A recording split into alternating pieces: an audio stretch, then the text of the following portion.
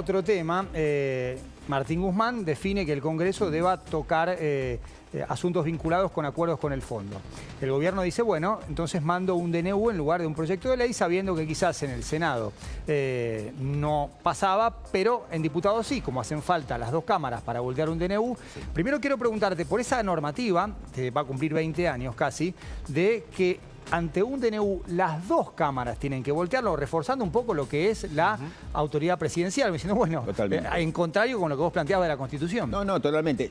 Yo creo que es clarísimo, y es a todas luces, para la comunidad jurídica, creo que es más que la gran deuda, es sí, como la gran vergüenza que arrastra nuestro derecho de hace mucho tiempo. Nos está afectando a todos y creo que está socavando, digamos, lo esencial del sistema democrático. No es casual que de las primeras cosas, para mí sorprendentes, pues no lo esperaba, digamos, que dice Maqueda cuando sale de la Corte es ese tema del DNU tendría que haberse resuelto, pero no tuvimos todavía la gran oportunidad de hacerlo. Por supuesto que la han tenido, pero el hecho de que está claro para quienes piensan el derecho con cierta claridad, con cierta, digamos, luminosidad, que hay un problema extraordinario. Ese yo creo que, si a mí me dijeran, decime un problema jurídico argentino, yo diría ese, ¿no? Sacarse de encima esa reglamentación de los DNU, ¿no? De las dos cámaras. Claro, la ley... Perdón, digamos, Roberto, es que la letra chica se contradice con el usos y costumbres. Hemos tenido sistemas presidencialistas, no discutíamos esto cuando las dos cámaras eran una escribanía, digamos, así las habían apodado, y ahora lo hablamos todo el tiempo. Es cierto, digamos, todo lo que vos marcás, pero también llegamos en función de lo que pasó también, no hay que ignorar la historia, ¿no? No sé, digamos, que se viole regularmente el derecho y que tengamos prácticas violatorias, digamos, manifiestas del derecho, no dice nada en favor de ella, digamos, cuándo se las termina, digamos, y uso de costumbres, bueno, también tenemos el uso y costumbre de la violencia marital o la violencia de género, y eso no dice absolutamente nada acerca de que, bueno, lo vamos a mantener, tolerar o mirar con un ojo, digamos, no, eso es un problema que hay que terminar cuanto antes, es una violación gravísima y muy preocupante sobre la Constitución argentina. Pero lo que voy, no digo más allá del ejemplo que ponías, que me parece que no es del mismo tono, pero digo, me parece que no es lo mismo, digo, hemos tenido un sistema presidencialista, digamos, no hemos tenido un sistema con más control de las provincias ni más control del Parlamento. Pero vos por eso tuvimos una reforma constitucional de dirección, te digo, clarísima. O sea, lo que quiso hacer fue terminar con la idea del hiperpresidencialismo de muchas maneras, digamos, desde lo que fue jefe de gabinete, desde digamos, más senadores, desde más facultades al Senado, desde más espacios deliberativos. Entonces, hasta incluso con la necesidad de una ley de coparticipación federal que nunca totalmente.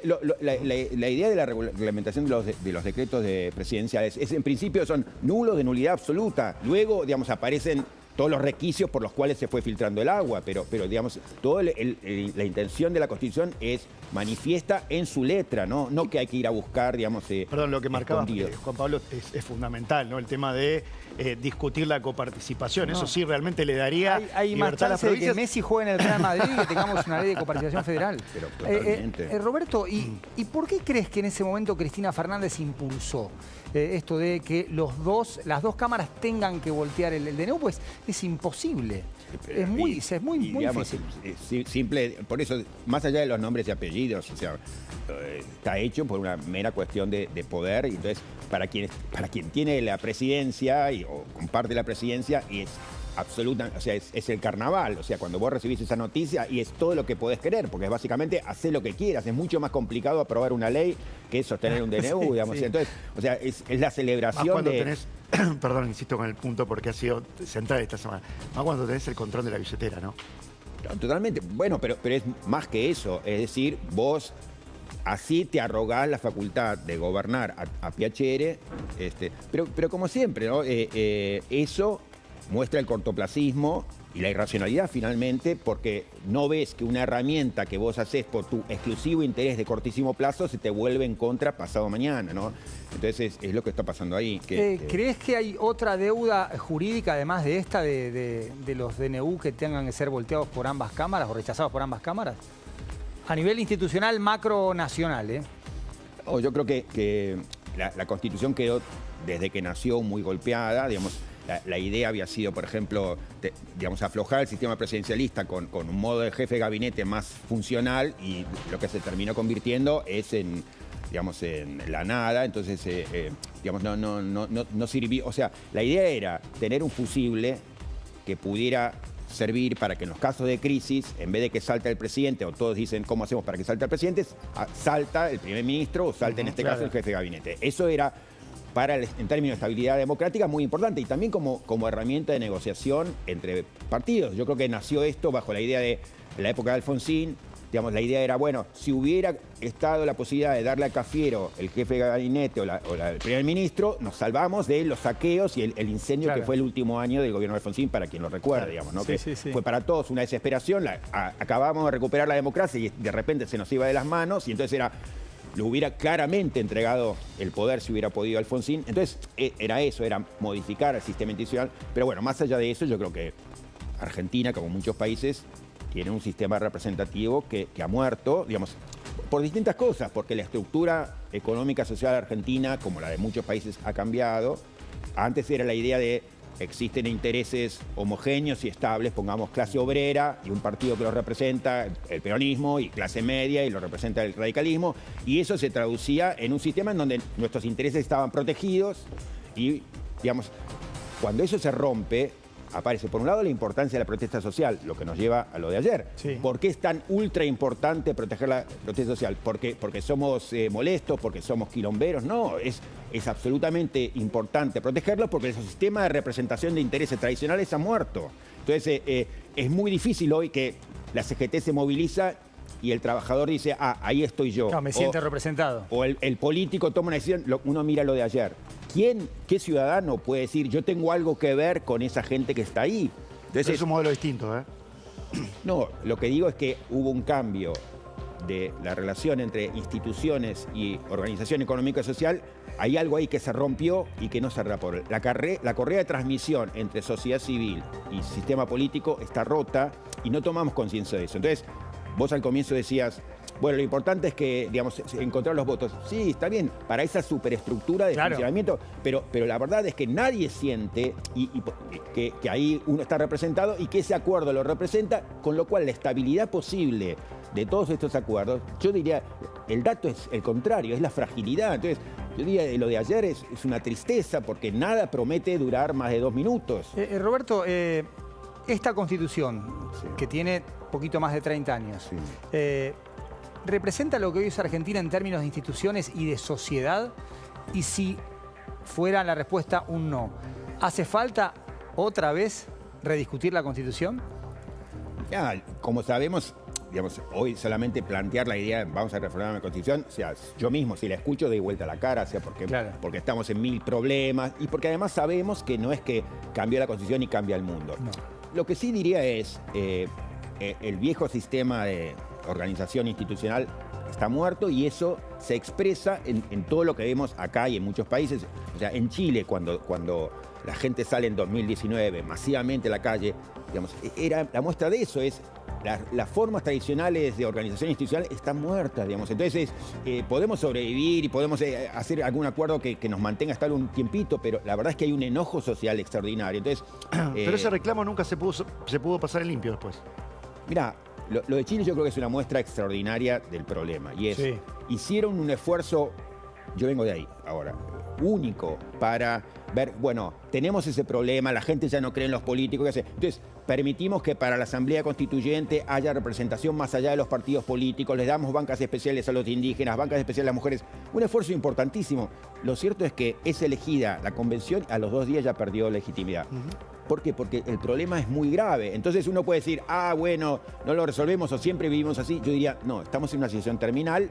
Como la gente lo que quiere es sobrevivir. Entonces, si ve que se le quitan las cuestiones económicas, bueno, se relaja, pero lo cierto es que estamos parados sobre un polvorín en todos lados, ¿no? Yo creo que igual voy a lo mismo que vos planteabas al inicio, la falta de consensos más amplios. Es el que gana, te ordena el nuevo sistema y no incluye a los anteriores, entonces siempre termina en conflicto. Claro, pero por eso hay un punto ahí que es, digamos, tenemos condiciones de producción de problemas, de autoritarismo, si querés también, de reproducción también de autoritarismo. Ahora, la cuestión es la posibilidad de estabilizar algún tipo de acuerdo. Entonces, pueden pasar cosas buenas y horribles. Y yo creo que ninguna está llamada a durar, ni las cosas buenas, ni... Entonces, por eso me preocupan los rasgos tremendamente autoritarios que muestra el presidente y su vínculo de aliados. Me preocupa muchísimo. La buena noticia es otra mala noticia, y es que nada está llamado a durar, ¿no? Ni siquiera el autoritarismo. Roberto, muchas gracias por haber venido. Un placer. Me voy a la pantalla con Mariana. Bueno, Marian, empecemos a desarrollar una pregunta que tiene que ver con lo que hablábamos recién con Roberto. ¿Qué se sabe y qué no se sabe del acuerdo con el Fondo Monetario Internacional? Todo tuyo. Bueno, es importante. Ayer se blindó lo que es este DNU. Sin embargo, faltan varios pasos todavía para que se rubrique este acuerdo, que se estima estaría recién para finales de abril. Hay varios pasos que tenemos que seguir. Pero, ¿qué se sabe y qué no se sabe? Primero, sabemos que va a ser un programa a 10 años con 4 años de gracia. Esto implica que los intereses no se van a estar pagando en estos 4 años de gracia. ¿Qué no se sabe? No se sabe cuál va a ser el monto total de ese desembolso. Y tampoco cómo va a ser el esquema. ¿Qué dijo el ministro Toto Caputo? Que eso lo decide el directorio. Cuando hablamos de monto, hablamos de fondos frescos, hablamos de fondos para renegociar, el famoso rollover, sumar los dos montos, el monto a renegociar y el monto a recibir. Hablamos del monto total. Todavía no se sabe cómo va a ser el monto total, cómo va a ser ese esquema, qué parte de ese monto total van a ser fondos frescos. Claro. Esto es fundamental para el mercado. Así que el mercado está esperando estos detalles que todavía falta, porque después vamos a repasar cuáles son todos los pasos que faltan. Bien, no hay un monto máximo. Exactamente, no hay un monto máximo, no se sabe aún cuál va a ser el monto máximo y exactamente cómo se va a recibir y cuál es el esquema de desembolsos. ¿Qué se busca? Pagar los vencimientos de capital y fortalecer al Banco Central, cancelando letras intransferibles sin aumentar la deuda total. Se cambia de acreedor, es decir, el Tesoro va a utilizar los fondos que mande el FMI para cancelar deuda con el Banco Central. ¿Qué tenemos que saber también de esto? Importante. Se van a pagar los vencimientos de capital. Lo que de alguna manera se patean los vencimientos de los intereses, no del capital. Bien. ¿Qué es lo que falta también? Bueno, falta el Staff Agreement. ¿Qué significa esto? Es el próximo paso en el que el FMI, los técnicos del FMI, se ponen de acuerdo con el gobierno y a partir de eso se hace un Staff Report que se manda directamente al directorio y es el directorio quien tiene que evaluar y de ahí se decide tanto el monto como el esquema de desembolso. ¿Eso no está conversado informalmente? ¿No hay negociaciones? ¿No hay un papel con lápiz, ni siquiera con virome, donde hay algunos números? Obviamente no tiene obligación el ministro Caputo de difundirlo, pero no creo que sea una noción así como muy liviana. No, probablemente en el gobierno tienen noción del préstamo, del monto que va a ser. Sin embargo, claramente, después que se les eleva lo que es este Staff Report, el directorio es el que decide el monto exacto que se va a dar a la Argentina. Hablamos de acuerdo de facilidades extendidas, entonces vendrán revisiones periódicas, las famosas misiones del fondo para autorizar los desembolsos. Así es. Y la tasa sí se supo porque cuando fueron al Congreso, Kirchner fue el responsable de decir que va a ser de 5,6%, una reducción de 80 puntos básicos respecto a la que se acordó durante el gobierno de Alberto Fernández, que había sido de 6,4%. Pablo Kirchner, integrante del equipo económico encabezado por Luis Caputo, junto con Santiago Bauxili, el secretario de Finanzas. José Luis Daza, ¿no? José Luis Daza, que es el viceministro de Economía, que es chileno. Bueno, ¿qué tenemos que ver al respecto? ¿Qué es lo que falta? Como te decía, faltan pasos todavía. Se estima que recién va a estar analizándolo el directorio en la primera quincena de abril, pero la rúbrica final estaría para finales de abril. Con lo cual hay un camino todavía por recorrer. ¿Era importante el aval del Congreso? Sí, era importante. Sin embargo, como dijeron desde el fondo, esto tiene que ver con política interna de la Argentina. Nuestros caminos van por otro lado. Sí, lo que planteó Guzmán en su momento de que cada acuerdo con el fondo debía pasar por el Congreso. De todas formas, es una novedad para nosotros. Es el primer acuerdo que tiene Argentina con el Fondo Monetario, ¿no? Sí, no. Ese es el original, el fundacional, una etapa nueva en la nación. Algunos datos para tener en cuenta. Este acuerdo va a ser el número 23. 23. Ya hubo 22. De Michael Jordan. Perfecto. Claro. Ya hubo 22 acuerdos. Argentina es el principal acreedor del fondo. Esto es importante también tenerlo en cuenta cuando hablamos. 23 acuerdos con el Fondo Monetario. O sea, el primero que arranca con Frondizi. Arranca con Frondizi. En menos de 70 años. Exactamente. 2028 van a ser 70 años de la asunción de Arturo Frondizi. O sea, 23 acuerdos. Ok, uno cada 3 años, ponele, más o menos. Exactamente. Sí. Y después tenemos que ver, bueno, los montos. Vamos viendo cómo se va incrementando los montos que se le prestaron a la Argentina. En total, Frondizi recibió 4 préstamos, Guido recibió un préstamo. Después empieza a crecer sobre José María todo... Guido, que fue un presidente muy de mandato muy cortito. Un año. Sí. Después, bueno, Onganía, y Juan después Carlos empieza Onganía. a crecer el monto cuando hablamos de la Junta Militar. Ahí ya fueron 3 préstamos por más de 7.600 millones de pesos, millones de dólares. Claro. Bueno, a mí Es me que mezcló. además ahí ya los préstamos tienen que ver con los anteriores. Ya hay Exactamente. una relación entre el préstamo anterior y el siguiente. Exactamente, porque se empieza a refinanciar Renegociar, los el famoso vencimientos. rollover, perfecto. Alfonsín tiene 3 préstamos, casi a los 9.000 millones de dólares. Carlos Menem, con 10 años de gestión, del 89 al 99, 20.911. Y acá yo creo que mucha gente, sobre todo los sub-30, tienen o empiezan a vincular al Fondo Monetario con Argentina con el gobierno de la Rúa. Además con mega canje, blindaje, con un montón de expresiones que se hicieron muy famosas en aquel año 2001 sobre todo. Y ahí empieza a ser también, de alguna forma, para muchos sectores, mala palabra el Fondo Monetario Claro. Internacional porque finalmente se corre y no da una última asistencia. ¿Y qué tenemos que ver también? Acá estamos hablando, esto es importante, los montos acordados, no desembolsados. Porque Bien. muchas veces, en algún momento, se cayeron estos acuerdos. De la Rúa, por ejemplo. Exactamente. Ahí tuvimos un pico de 53.000. Sí. Ese anuncio que incluía blindaje, mega canje, qué lindo es dar buenas noticias y todas las cosas que pasaron en 2001. Vamos a Dualde, 2002-2003, 24.917. Siempre corresponde hablar de anuncio, no de desembolso. Como bien Exactamente, marcado. los acuerdos, pues estamos hablando del Acuerdos. acuerdo, lo mismo vamos a saber cuánto se acordó, no lo desembolsado, entonces queríamos hacer una comparación respecto a lo que se acuerde. ¿Y de qué estamos hablando? Bueno, también hubo un préstamo en el gobierno de Alberto Fernández, aunque como vemos... Antes el de Mauricio Macri, 2018, en el que también tuvo que ver Luis Caputo, funcionario Exactamente. de la administración Macri. El más mayor alto, monto sin duda, acordado, sí. por eso siempre se habla que Macri había tenido un súper acuerdo con el fondo, se había endeudado mucho con el fondo. Otro fondo monetario, Dominique Lagarde, Christine Lagarde, perdón, Sí. Dominique Strauss-Kahn, me confundí.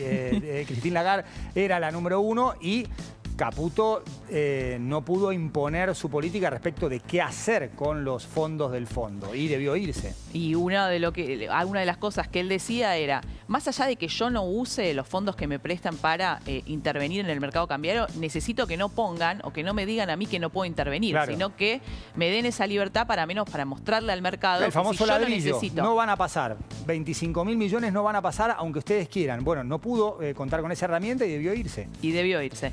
Bueno, y como decimos, Alberto Fernández también tuvo un préstamo, con lo cual vemos que casi todos los gobiernos... Ahí aparece la gestión de Martín Guzmán diciendo ahora cada negociación y cada acuerdo con el fondo tiene que pasar por el Congreso, porque antes no existía eso. No existía lo eso, plantea fue a partir Guzmán de- como ministro de Economía de Alberto Fernández. Fue a partir de la ley sancionada por ese entonces y por eso también la discusión respecto a este DNU, ¿no? Acuerdo número 23 con el Fondo Monetario. Acuerdo número 23 con el Fondo En menos de Monetario. 70 años. En menos de 70 años y vamos a tener novedades seguramente en los próximos días respecto a este Staff Agreement, que es lo que se acuerda. Ahí vamos a tener mayor detalle respecto, un detalle más bien general, todavía no el detalle fino, y probablemente a fines de abril tengamos novedades respecto al directorio y una rúbrica. Y la presencia del Fondo Monetario en todos los presidentes elegidos por el pueblo de 1983. O sea, no incluimos a Camaño, a Pinedo, a Puerta, digamos, presidentes que fueron por muy poco tiempo. Adolfo Rodríguez Sá, el famoso, vamos a hablar de deuda externa, y Adolfo Rodríguez Sá en su mandato de una semana dijo que Argentina suspendía los pagos de la deuda. Hubo un desendeudamiento de parte de Néstor Kirchner, pero también hubo un... bueno, no, discúlpenme. Néstor no. La Néstor parte no, de al Néstor- revés. Valga la aclaración. Néstor Kirchner no, al contrario. Al contrario, Le él pagó dijo- al Fondo Monetario. Exactamente, Sí, sí, me sí. quiero salir del fondo, por Sí. eso bien la retórica respecto al Corresponde, fondo sí, que sí, sí. tiene el kirchnerismo, pero bueno, ¿Y Cristina Fernández tampoco?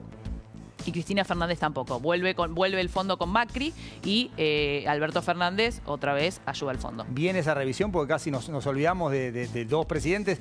Hablamos de 12 años de mandato, 4 de Néstor Kirchner, desde el 25 de mayo de 2003 a 2007, 4 años y medio, 10 de diciembre, Exactamente. y después los 8 años de Cristina Fernández. O sea, entre 2003 y 2015 no hubo préstamos del fondo. No hubo préstamos del fondo, con una retórica muy fuerte en contra del fondo que caló hondo en la la sociedad. Y ahora, bueno, con Macri se volvió al fondo y después se continúa también, teniendo en cuenta que frente a lo que le cuesta a la Argentina endeudarse en el exterior a partir de la emisión de bonos, es más barato con esta tasa de 5,6% endeudarse con el Fondo Monetario Internacional. Sí, es una tasa barata. Barata en relación a lo que puede conseguir hoy en el mercado. Con el riesgo país a 700 Exactamente. y la tasa de la Reserva Federal. Exactamente. Bueno, Marian, un placer. Vamos a hacer la pausa. Enseguida regresamos aquí a Más Data.